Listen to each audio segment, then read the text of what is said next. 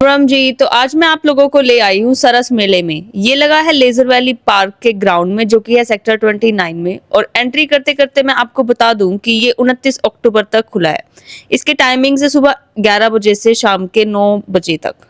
और इस मेले की पार्किंग और एंट्री है बिल्कुल फ्री। और इस मेले का मेन मकसद है वुमेन एम्पावरमेंट को बढ़ावा देना, और ये मौका देता है हर एक ग्रामीण आर्टिस्ट को और वुमेन को यहाँ पे आने का, और अपने प्रोडक्ट्स को और हैंडीक्राफ्ट और हैंडलूम और ट्रेडिशनल फूड्स को एग्जिबिट करने का। फेयर ऑर्गेनाइज किया जाता है national institute of rural development and Panchayati Raj के द्वारा, और ये ग्रामीण वासियों के आजीविका में बढ़ावा देती है। इस मेले में आपको देखने को मिलेगी अपने देश के 28 स्टेट्स की झलक। तो आइए अब हम आपको घुमाते हैं सरस मेला और दिखाते हैं कुछ स्टेट्स की कुछ मशहूर चीजें। स्टेट के लिए एक अलग रो बनी हुई थी, और उस रो में आगे चल के आपको अलग अलग स्टॉल्स दिखेगी अपनी फेमस चीजों के साथ। जैसे कि मेरे को दिखी थी ये ड्रीम कैचर की, और मैं गई और मैंने लिया एक गाड़ी के लिए छोटा ड्रीम कैचर। अगली रो थी हमारी पंजाब की। मैं अंदर गई और देखे मैंने ये तड़कते भड़कते सुंदर दुपट्टे, इतने हैवी थे ना, मोती मणियां लग के, और सच में इसमें मिरर वर्क भी था, काफी हैवी था, काफी सुंदर भी था।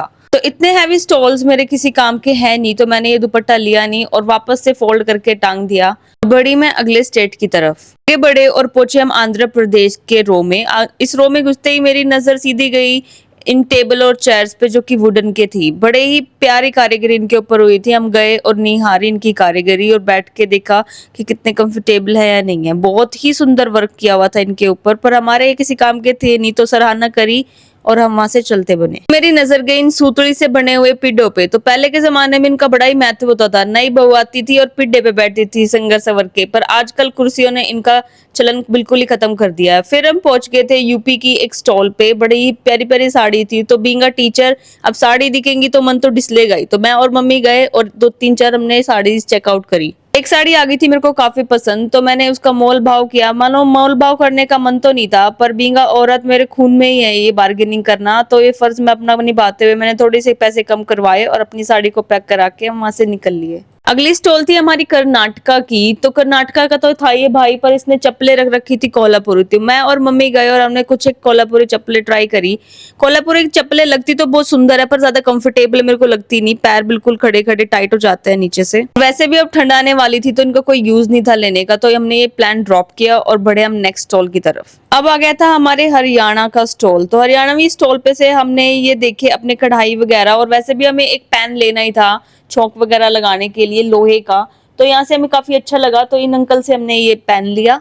देखी कुछ एक और लोहे की चीजें, बड़ी सुंदर जलेबी बनाने वाली कढ़ाई भी यहाँ पे रखी थी, पर हमारे किसी यूज की थी नहीं वो, तो वो भी हमने ड्रॉप की और लेके अपना फ्राइंग पैन वहां से चलते बने। बड़ी देर से मैं चुपचाप और बड़ी शांति से सीरियस होकर शॉपिंग कर रही थी, जिसमें अब मेरे को ज्यादा मजा नहीं आ रहा था। तो जब हम आगे बढ़े तो मेरे को एक फूल पत्ती वाला कुर्ता टंगा हुआ दिखा। तो मैंने राहुल को बोला कि क्यों ना आप भी एक दिवाली और करवा चौथ के नाम का कोई कुर्ता ले लो, और राहुल ने फिर से हंसकर मेरी बात को टाल दिया। उस टाइम से हम खुली दाल उबाल के बना रहे हैं, तो वही दिमाग में था मेरे। तो मेरे को आगे बढ़ के दिख गए थे ये मिट्टी से बने हुए बर्तन। तो मैंने मम्मी को बोला कि क्यों ना हम एक ऐसा डोंगा ले ले, या फिर जो भी, जिसमें हम दाल उबाल सके। और चल दिए थे हम इस स्टॉल के अंदर। मेरे को चाहिए था एक ऐसा मिट्टी का पतीला जिसके हैंडल हो थोड़े बड़े, ताकि उसको हम उतार सके आराम से, ज्यादा गर्म ना हो। पर मेरे को ऐसा कुछ यहाँ पे दिखा नहीं। मतलब हैंडल वाले तो थे, पर वो इतने छोटे से फॉर्मेलिटी वाले हैंडल थे कि उनका कोई फायदा नहीं था।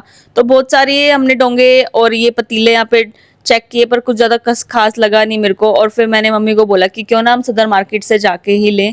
बिना टाइम वेस्ट करे हम आगे बढ़े, और अब आ गए थे हम केरला वाली गली में। और यहाँ आते ही मेरे को ये दाव दिख गए थे, और साउथ इंडियन पिक्चर भी मेरे को याद आ गई थी। तो इन दावों को उठाया और मैंने भी अपने कुछ दाव पेच दिखाए। कुछ टाइम पहले हम गए थे केरला, और वहां से लेके आए थे फेमस वर्जिन कोकोनट ऑयल। अब वो बोतलें हो गई थी हमारी खत्म। तो दिखी ये स्टॉल, और बिना टाइम वेस्ट करे, बिना सोचे समझे हमने 2 बोतल ले ली थी। और ये केरला वाली दीदी ने भी बकायदा हमें ढक्कन हटा के और खुशबू सुंघा के ये ऑयल दिया, और बड़ी प्यारी सी थी। मतलब इनकी ना सुन के मेरे को आवाज मजा ही आ जाता है, हिंदी और ये अपनी मलयालम से मिक्स करके जब बोलती है। फिर सामने रखे हुए कुछ मसाले हमने ट्राई किए, पर केरला के ना मसालों में कुछ एक अलग से फूल की खुशबू होती है, जो मेरे को सही नहीं लगती है ज्यादा। तो मैंने ये ड्रॉप किया प्लान लेने का यहाँ से मसाले। चलते चलते मेरे को एक गुजराती स्टॉल पे कुछ नोज पिन रखी हुई दिखी। तो मेरे छोटे से टुंटे से नाक को तो मैं पियर्सिंग करवा नहीं सकती, तो मैंने अपना शौक पूरा करने के लिए सारी की सारी नोज पिन ट्राई करी। गुजरात वाली गली में हम आई गए थे, तो हमने कुछ एक स्टॉल्स पे और भी सामान देखा, और पहुंचे एक कच्छ वाली फेमस शॉल की स्टॉल पे। वहां पे मैंने गई और मैंने और मम्मी ने काफी सारे शॉल्स देखे, काफी गर्म और सुंदर थे। फिर मैंने सोचा कि क्यों ना एक ट्राई भी करके देखूं कितने गर्म है और कितने नहीं। तो मैंने एक ये ब्लू डबल शेडेड में टाई एंड डाई का एक शॉल ट्राई करके देखा और काफी गर्म था, पर ये मेरे को बहुत चुभ भी रहा था, तो फिर मैं इसको ले नहीं सकती क्योंकि कच्छ वाली ठंड तो हमारे गुड़गांव में होती नहीं है। चलते चलते हमने कुछ एक बेडशीट्स भी देखी जो सुंदर लगी, अंदर गई और पूछा इसका साइज, तो ये हमें जो चाहिए था वो साइज इनके पास था ही नहीं, तो फिर हम आगे बढ़े और इस पंडाल में बैठकर ये हमने कल्चरल प्रोग्राम देखा। बड़ा ही सुंदर अरेंजमेंट था। इस मेला में 14 अक्टूबर से लेके 29 अक्टूबर तक ये सारे के सारे डेज पे अलग अलग स्टेट्स का फेमस डांस इन्होंने ऑर्गेनाइज किया हुआ था। आज के दिन के मुताबिक आज बारी थी हरियाणा, बंगाल और राजस्थान की।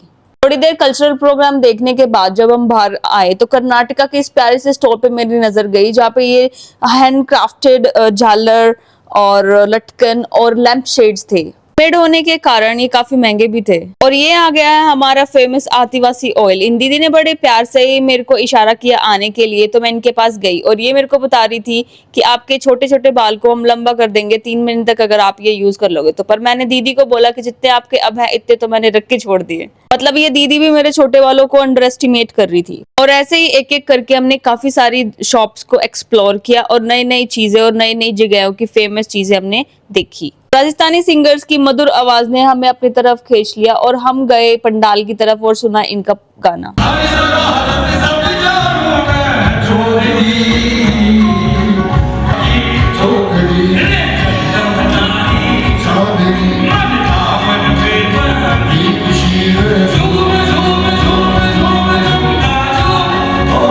इतना घूमने के बाद अब लगाई थी भूख, तो हम चल दिए थे फूड कोर्ट की तरफ। फूड कोर्ट की तरफ गए तो ये डंडे पे खड़ा हुआ भाई दिखा बाजा बजाते हुए, और ये अंकल जो साइड में खड़े हैं काफी देर से सोच रहे थे कि कोई शुरुआती कर ले और मैं भी जाके डांस कर लूं।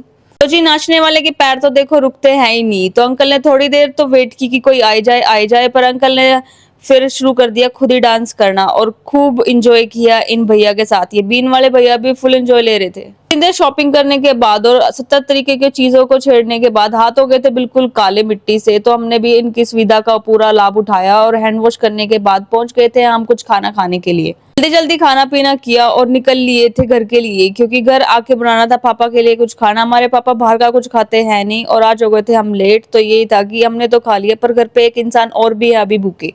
तो राजस्थानी गली से निकलते निकलते हमारी नजर गई बहुत सुंदर सी बेडशीट पे और हमने पूछा उसका साइज, तो साइज भी मिल गया था। तो 2-3 बेडशीट्स खुलवाई और जो 2 पसंद आई वो हमने अपनी पैक करवाई, बिना देरी करे पेमेंट करी और जल्दी से अपने घर की तरफ निकल लिए। तो बड़ी अच्छी जगह है ये फैमिली के साथ आने के लिए। आप भी आइए, अपने बच्चों को भी लेके आइए और उनको दिखाइए कि हमारे देश की सभ्यता और कारीगरी कितनी अच्छी है। तो आज के लिए बस इतना ही, मिलते हैं अगले व्लॉग में। जय श्री श्याम।